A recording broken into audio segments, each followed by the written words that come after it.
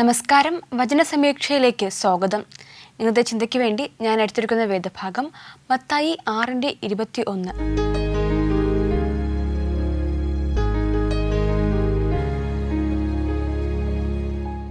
നിങ്ങളുടെ നിക്ഷേപം എവിടെയാണോ അവിടെയായിരിക്കും നിങ്ങളുടെ ഹൃദയവും. നമുക്കറിയാം, ബൈബിളിലെ ഒരുപാട് തവണ നമ്മൾ കേട്ടിട്ടുള്ള ഒരു വചനമാണ് ഞാനിന്ന് പറഞ്ഞത്. നമ്മുടെ നിക്ഷേപം എവിടെയാണോ അവിടെയായിരിക്കും നമ്മുടെ ഹൃദയവും എന്നാണ് ഈ ഒരു വചനത്തിൽ പറഞ്ഞിരിക്കുന്നത്.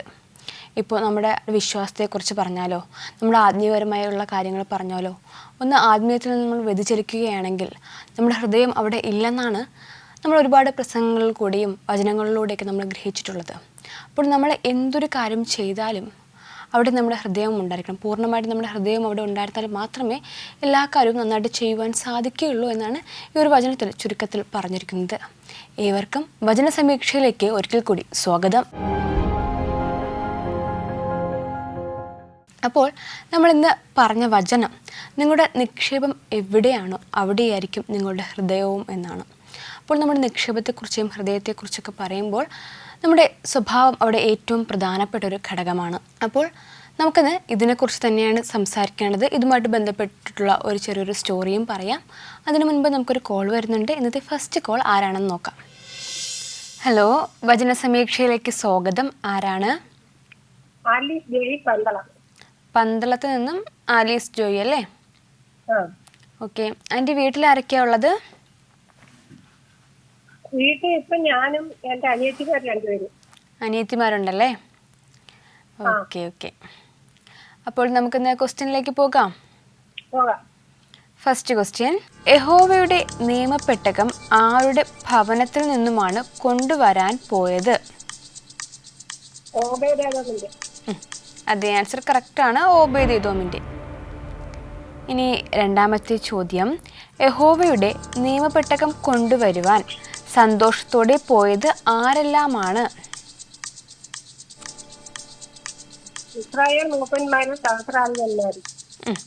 അതെ, അതായത് അതേ ആൻസർ കറക്റ്റാണ്, ദാവീദും ഇസ്രായേൽ മൂപ്പന്മാരും സഹസ്രാധിപന്മാരും. കറക്റ്റാണ് കേട്ടോ. ഓക്കെ, ആൻറ്റി ഇന്നൊരു പാട്ട് പാടുന്നുണ്ടോ? ഓക്കെ, പാടിക്കോളൂ.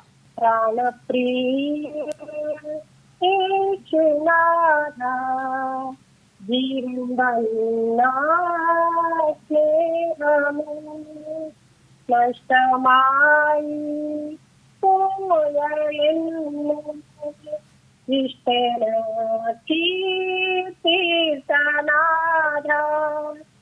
എന്റെ സ്നേഹം നിനക്കു മാത്രം, വേറെ ആരും കവരുവില്ല.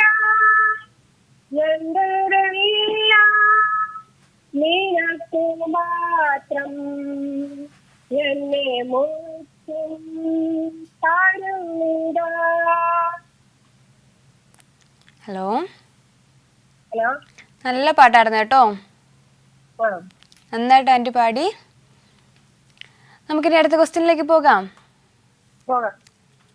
മൂന്നാമത്തെ ചോദ്യം, യഹോവയുടെ നിയമപ്പെട്ടകത്തിൻ്റെ വാഹകന്മാരായ ലേവ്യരെ ദൈവം സഹായിച്ചതുകൊണ്ട് അവരെ എന്താണ് അർപ്പിച്ചത്?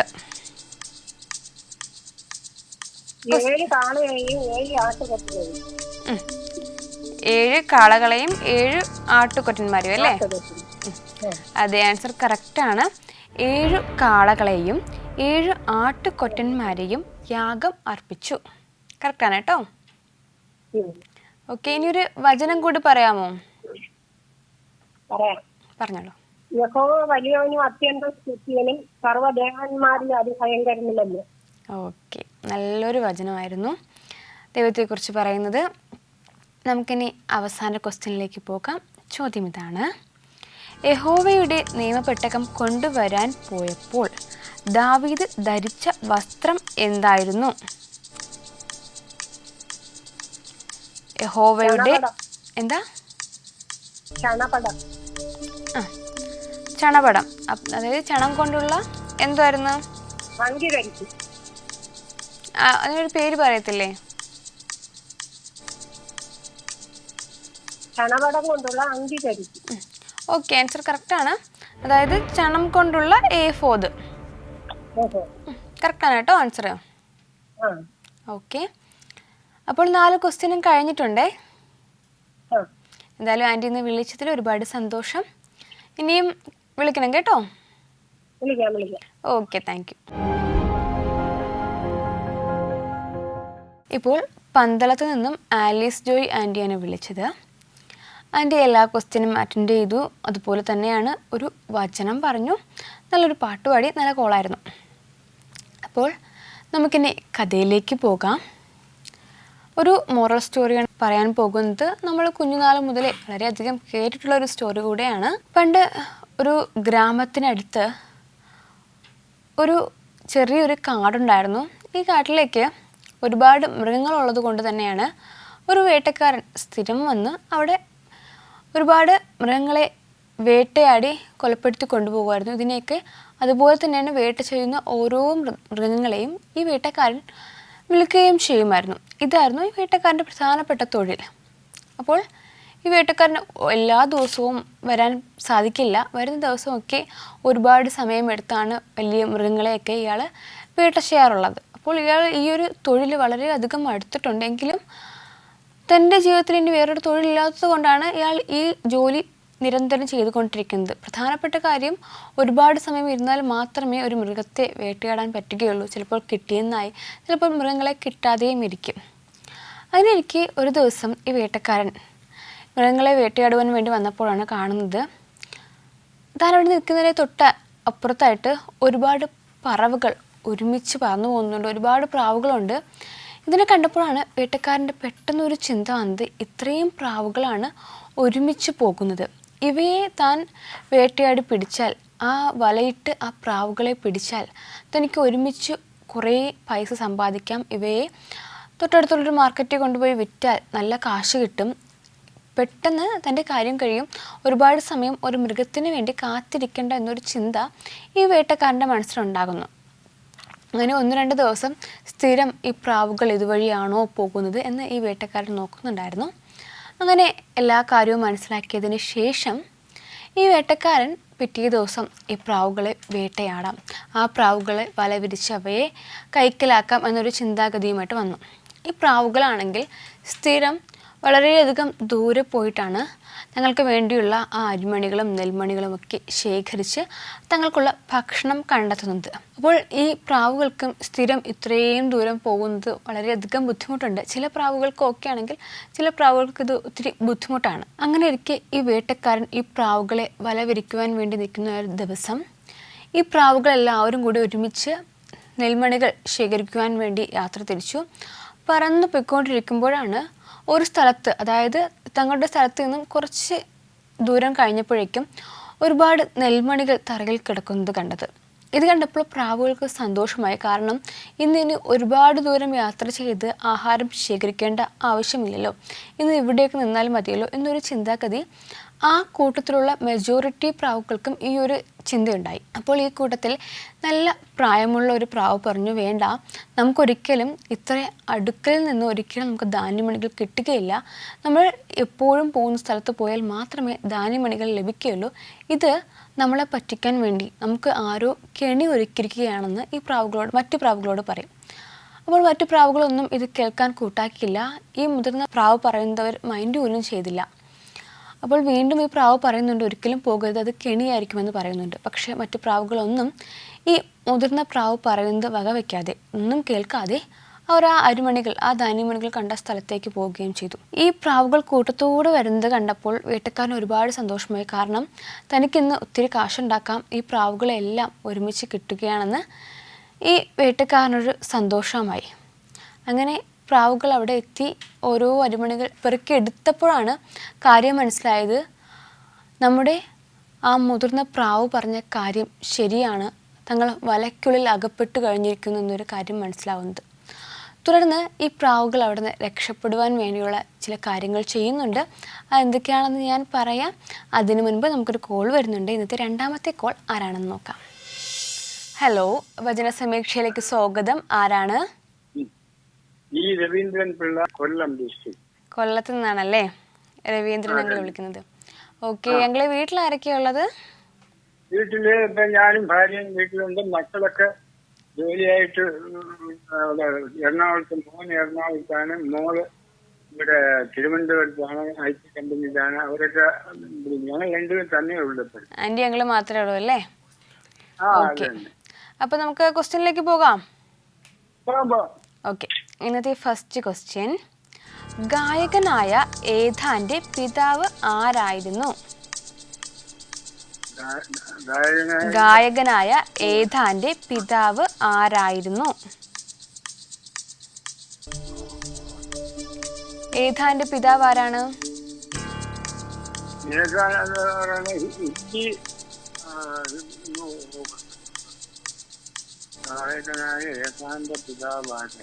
ഓക്കെ അങ്കിളെ, ആൻസർ വന്നിട്ട് കൂശായാവാണ്. കൂശായാവ്. കൂശായാവാണ് ആൻസർ. നമുക്ക് രണ്ടാമത്തെ ക്വസ്റ്റ്യനിലേക്ക് പോവാം കേട്ടോ. രണ്ടാമത്തെ ചോദ്യം, പെട്ടകം യെരുശലേമിലേക്ക് കൊണ്ടുവന്നപ്പോൾ ഗായകരായ ഹേമാനും ആസാഫും ഏതാനും ഏത് വാദ്യോപകരണമാണ് ഉപയോഗിച്ചത്? ആസാമും ഏതാമും താമ്രം കൊണ്ടുള്ള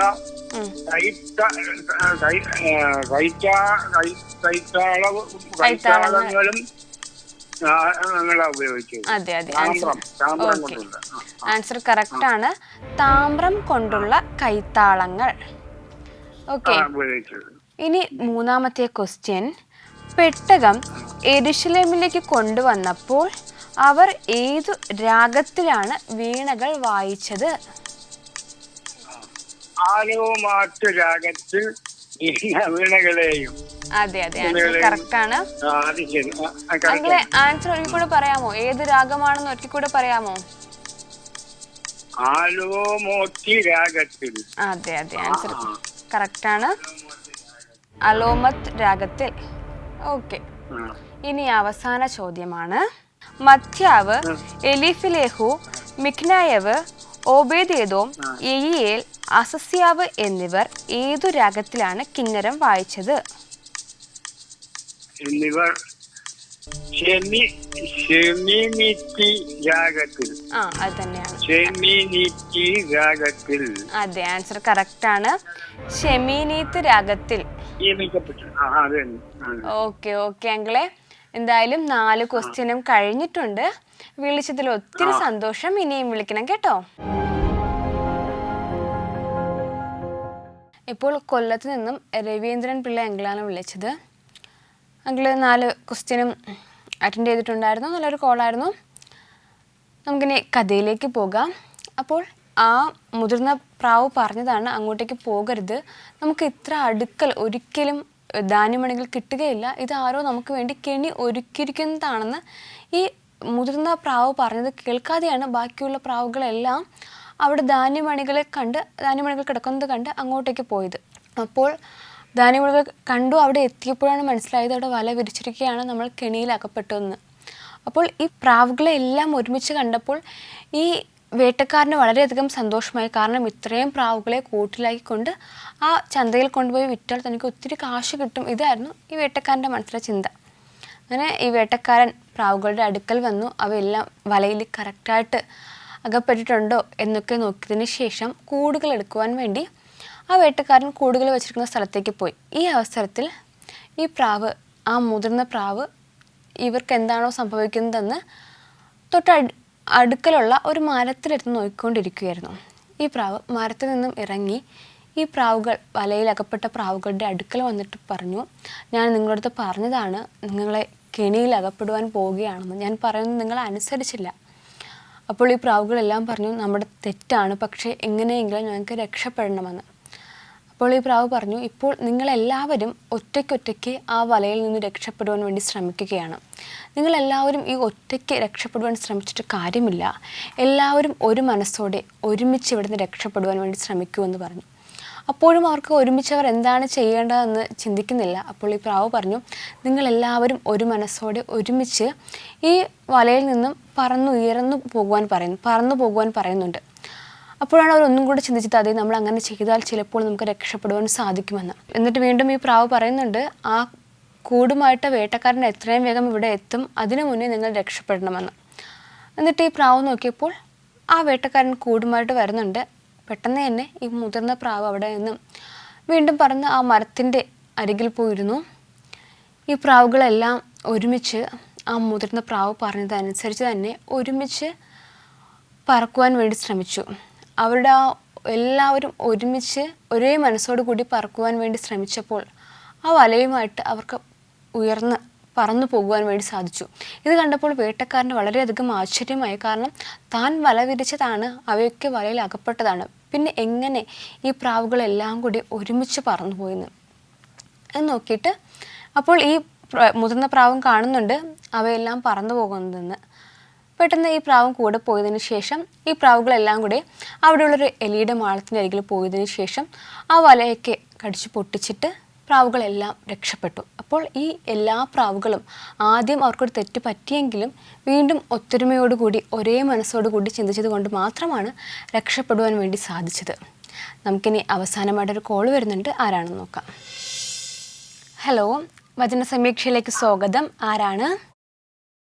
ഞാൻ മണി വർഗീസ്, പാലക്കാട് മുണ്ടൂർ. പാലക്കാട് നിന്നും മണി വർഗീസ് ആൻറ്റി ആണല്ലേ? ഓക്കെ. അതെ അതെ. ആൻറ്റി വീട്ടിൽ ആരൊക്കെയാ ഉള്ളത്? ഞാനും അച്ഛനും മാത്രമേ ഉള്ളൂ, ആരോടും ഇല്ല. ഓക്കെ, ആൻറ്റി അങ്കിൾ മാത്രമാണല്ലേ? ഓക്കെ. ഫുഡൊക്കെ കഴിച്ചായിരുന്നോ? ആ കഴിച്ചു കഴിച്ചല്ലേ? ഓക്കെ. പൂച്ച കടിച്ചിട്ട് 2-4 ഇഞ്ചക്ഷൻ 5ാമത്തെ ഡോസ് ഒന്നും എടുക്കാൻ പോയിരിക്കുന്നു. ആണോ? Okay okay. കഴിച്ചു മോളെ. ഓക്കെ, അപ്പം നമുക്കിനി ക്വസ്റ്റ്യനിലേക്ക് പോകാം. ആ പോകാം. ഇന്നത്തെ ഫസ്റ്റ് ക്വസ്റ്റ്യൻ. ആ ഫിലിസ്ത്യർ ബാൽപെരാസീമിൽ ഉപേക്ഷിച്ചിട്ട് പോയത് എന്താണ്?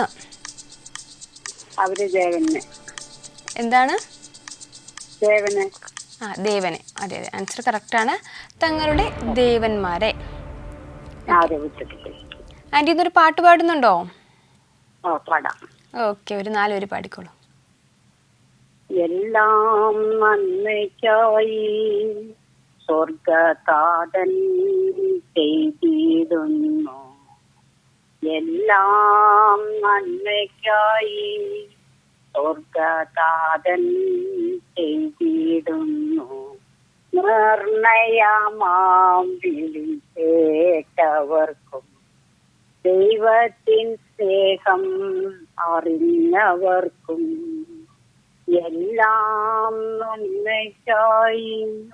പ്രതികൂലങ്ങൾ ഏറെയെന്നാൽ അനുകൂലമായി യേശുവുണ്ട്.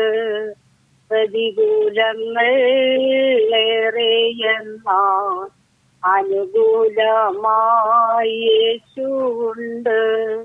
തളരുകില്ല, പതറുകില്ല, സ്വർഗ്ഗസിയോനിലെത്തും വരെ. തളരുകില്ല, പതറുകില്ല, സ്വർഗ്ഗസിയോനിലെത്തും വരെ. എല്ലാം നന്മയ്ക്കായി. ഓക്കെ, നല്ല പാട്ടായിരുന്നു കേട്ടോ. ഓക്കെ. നമുക്കിനി രണ്ടാമത്തെ ക്വസ്റ്റ്യനിലേക്ക് പോകാം. രണ്ടാമത്തെ ചോദ്യം. ഫിലിസ്ത്യർ ഉപേക്ഷിച്ചിട്ട് പോയ ദേവന്മാരെ ദാവീദിന്റെ കൽപ്പനയാൽ എന്തു ചെയ്തു? അതെ, ആൻസർ കറക്റ്റാണ്. തീയിട്ട് ചുട്ടുകളഞ്ഞു. ഇനി മൂന്നാമത്തെ ചോദ്യമാണ്. ഫിലിസ്ത്യർ പിന്നെയും താഴ്വരയിൽ വന്ന് അണിനിരുന്നപ്പോൾ ദൈവം എന്തു നിർദ്ദേശമാണ് ദാവീദിനു നൽകിയത്? അവരുടെ പുറത്ത് പോകേണ്ട വെള്ളച്ചാട്ടം പോലെ ദൈവം ശത്രുക്കളെ എത്തിക്കുമെന്ന് പറഞ്ഞു. അതായത് വൃക്ഷങ്ങൾക്കെതിരെ അവരുടെ നേരെ പോയിട്ട് വൃക്ഷങ്ങളുടെ അഗ്രത്തില് അണിയായിട്ട് നടക്കുക. ആ നടക്കുന്ന ഒച്ച കേട്ടാൽ ഈ പടയ്ക്ക് പുറപ്പെടാൻ പറഞ്ഞു. അതായത് അവരെ പിന്തുടർന്ന് അവരെ വളഞ്ഞു അല്ലേ? അതെ അതെ അതെ, അതാണ് ആൻറ്റി വളരെയധികം വിശദമായിട്ട് പറഞ്ഞത്. അത് തന്നെയാണ് ആൻസർ. ഓക്കെ. ഇനി ആൻറ്റിക്ക് ബൈബിളിൽ ഇഷ്ടപ്പെട്ട ഏതെങ്കിലും ഒരു കഥാപാത്രത്തെ കുറിച്ച് പറയാമോ? പറയാം. എനിക്ക് യോബിനെയാണ് ഏറ്റവും ഇഷ്ടം. യോബിനെയാണല്ലേ? എന്തുകൊണ്ടാണ് യോബിനെ ഇഷ്ടം? ഒത്തിരി ജീവിതത്തിൽ ഇങ്ങനെ ദൈവവചനത്തിൽ ഒരു വ്യക്തിയെ കുറിച്ച് പറഞ്ഞിട്ടില്ല. 10 മക്കളും മരിച്ചുപോയി, സകല സമ്പത്തും നഷ്ടപ്പെട്ടു, രോഗിയായി, വ്രണം നിറഞ്ഞു. ഇതൊക്കെ ആയിട്ട് പോലും ദൈവത്തെ ഒരു വാക്കുപോലും തള്ളി പറയാതെ ആ ഭക്തിയിൽ മുറുകെ പിടിച്ച് മറ്റെല്ലാവരും പരിഹസിക്കും, സ്വന്തം ഭാര്യ പോലും ഉപേക്ഷിക്കാൻ പറഞ്ഞിട്ട് ആ ദൈവത്തെ മാത്രം മുറുകെ പിടിച്ചു. ഞാൻ ദേഹരഹിതനായിട്ടല്ല, ദേഹസഹിതനായിട്ട് എന്റെ കർത്താവിനെ കാണും എന്നുള്ള വിശ്വാസം. ഇത്രയും തനിക്ക് പ്രയാസം ഉണ്ടായിട്ടും തന്റെ സ്നേഹിതന്മാർക്ക് വേണ്ടി ഇയ്യോബ് പ്രാർത്ഥിച്ചു. അപ്പോൾ ദൈവം ഇയ്യോബിന്റെ സ്ഥിതിക്ക് ഭേദം വരുത്തി. വലിയൊരു പാഠമാണ് ഞാൻ അതിൽ നിന്ന് പഠിക്കുന്നത്. നമ്മൾക്ക് ചെറിയ പ്രശ്നങ്ങൾ 10 കോടി ഒന്നിച്ച് കിടക്കുമ്പോ പോലും ഒരു പിതാവിന്റെ ഹൃദയം എത്രമാത്രം വേദനിച്ചു. എന്നിട്ട് പോലും ദൈവത്തിൽ പൂർണ്ണ ആശ്രയം വെച്ച ഒരു വ്യക്തി വളരെ വളരെ വളരെ എന്റെ ജീവിതത്തെ സ്വാധീനിച്ചിട്ടുണ്ട്. എന്തായാലും ആൻറ്റി ഇയ്യോബിനെയും ഇയ്യോബിൻ്റെ ജീവിതത്തെക്കുറിച്ചും ഇയ്യോബിൻ്റെ ജീവിതത്തിൽ എന്തൊക്കെയാണ് സംഭവിച്ചതെന്നൊക്കെ വളരെയധികം ദീർഘമായിട്ട് പറഞ്ഞു. നമ്മുടെ ജീവിതവുമായിട്ട് ബന്ധപ്പെടുത്തിയാണ് സംസാരിച്ചത്. എന്തായാലും നമുക്കിനി അവസാന ക്വസ്റ്റ്യനിലേക്ക് പോകാം. ചോദ്യം ഇതാണ്: എവിടെ വെച്ച് ഫെലിസ്ത്യരെ വളഞ്ഞു ചെല്ലാനാണ് ദൈവം നിർദ്ദേശിച്ചത്? താഴ്വരയിൽ വന്നിട്ട് നേരെ ചെന്നിട്ട് അതിന്റെ അഗ്രങ്ങളിൽ കൂടി അണിയായിട്ട് പോയിട്ട് അതിന്റെ ഒച്ച കേട്ടിട്ട് പടക്കി പുറപ്പെട്ടു. അതെ, ആൻസർ കറക്റ്റ് ആണ്. ബാവ വൃക്ഷങ്ങൾക്കെതിരെ വെച്ച് കറക്റ്റ് ആണ് കേട്ടോ. എന്തായാലും 4 ക്വസ്റ്റ്യനും കഴിഞ്ഞിട്ടുണ്ട്. ആൻറ്റി എന്തായാലും ഇന്ന് വിളിച്ചതിൽ ഒത്തിരി സന്തോഷം. ഇനിയും വിളിക്കണം കേട്ടോ. Okay, thank you aunty.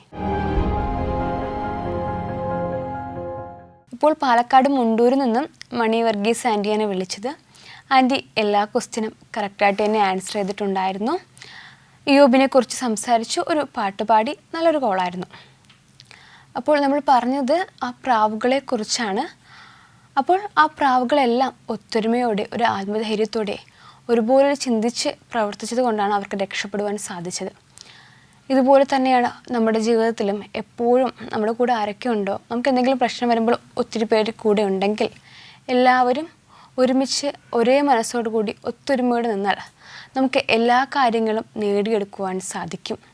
ഏതായാലും വചന സമീക്ഷയുടെ ഈ ഒരു അധ്യായം ഇവിടെ പൂർണ്ണമാവുകയാണ്. മറ്റൊരു എപ്പിസോഡുമായി നമുക്ക് വീണ്ടും കാണാം.